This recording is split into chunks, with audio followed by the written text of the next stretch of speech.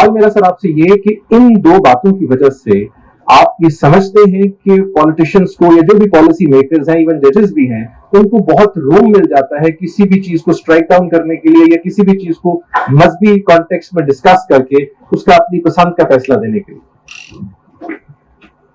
بسم اللہ الرحمن الرحیم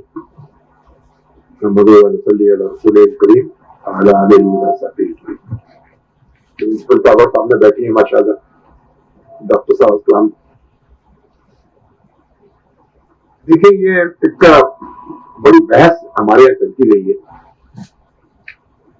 اور جو عدالتوں کے فیصلے ہیں دیکھیں جب یہ قرارداد مقاصد دستور کا حصہ نہیں تو اس وقت یہ بات کہی جاتی تھی کہ اگر قرارداد مقاصد دستور کا حصہ ہو جائے تو پھر جو اسلامائزیشن کا جو پروسیس ہے بہت تیز ہو جائے. اور ایک زلہ صاحب کا فیصلہ ہے جب وہ لاہور ہائی کورٹ کے چیف میں تھے, ہمارا اپنا ایک مقدمہ تھا ضیاء الرحمان ورسز اسٹیٹ, جب ہم گرفتار ہوئے انہوں نے کہا تھا کہ یہ قرارداد مقاصد جو ہے یہ ایک میگنا کارٹا ہے اور یہ بنیادی دستاویز ہے پاکستان اور اس پر جج کیا جائے گا دوسرے ہر چیز کو. جسٹس حمید الرحمان جو ہے ان کی طرف سے بھی اس طرح کی بات کی جاتی رہی تو یہ سمجھا جا رہا تھا کہ ہمارے یہاں کے جو کئی حلقے سمجھتے تھے کہ اگر قرارداد مقاصد دستور کا حصہ بن جائے, آپریٹو کلاز ہو جائے, تو پھر یہ دستور کے باقی جو حصے ہیں ان پر حاوی ہو جائے گی اور ان حصوں کو ہم اس کی روشنی میں پڑیں گے. اس وجہ سے جنرل ضیاء الحق کے ماشاءاللہ کے دوران اس کو دستور کا آپریٹو پارٹ بنا دیا گیا. اب یہ پریمبل نہیں ہے, لیکن جب یہ سوال پھر سپریم کورٹ میں زیر بحث آیا تو سپریم کورٹ نے یہ کہا کہ یہ دستور کی ایک کلاز جو ہے نا یا ایک حصہ جو ہے وہ دوسرے حصوں پہ غالب نہیں ہو سکتا. تو ہم دستور کو جب پڑھیں گے تو یعنی جو دوسری دستور کے حصے ہیں یا کلازز ہیں ان کو الگ الگ پڑھیں گے. تو وہ پھر جو لوگ یہ مطالبہ کر رہے تھے کہ یہ آپریٹو کلاز اگر ہو اور اس کی روشنی میں پھر عدلیہ کو بے تحاشا یعنی اختیارات مل جاتے کہ جس چیز کو وہ چاہتے وہ کہتے کہ یہ اسلام کے خلاف ہے یا یہ قرارداد مقاصد کے خلاف ہے, لیکن خود سپریم کورٹ نے اپنے فیصلے سے اس کو محدود کر دیا. تو میرے خیال اب تو ایسی کوئی بات نہیں ہے کہ آپ نے جو فیصلہ کرنا ہوتا ہے وہ قانون کے تابع کرنا ہوتا ہے. تو اب جہاں قانون سازی ہو چکی ہے وہاں ان قوانین کے تابع مثلا آپ کے یہاں کیونکہ شراب نوشی پر پابندی لگ چکی ہے تو اب اس قانون کے تابع آپ فیصلہ کریں گے. آپ کے یہاں حدود آرڈیننس آ چکا ہے تو اس آرڈیننس کے تابع فیصلہ کریں گے. اس سے پہلے یہ پابندی اس طرح سے نہیں تھی. یعنی تو آپ یہ نہیں کہہ سکیں گے, آپ عدالت کے پاس یہ اختیار نہیں ہے کہ وہ کسی معاملے میں یہ کہے دستور کی کسی دفعہ کو یا قانون کی کسی چیز کو نظر انداز کرتے ہوئے کہ یہ کہے کہ نہیں یہ اسلام کے اصولوں کے مطابق نہیں ہم یہ فیصلہ کریں.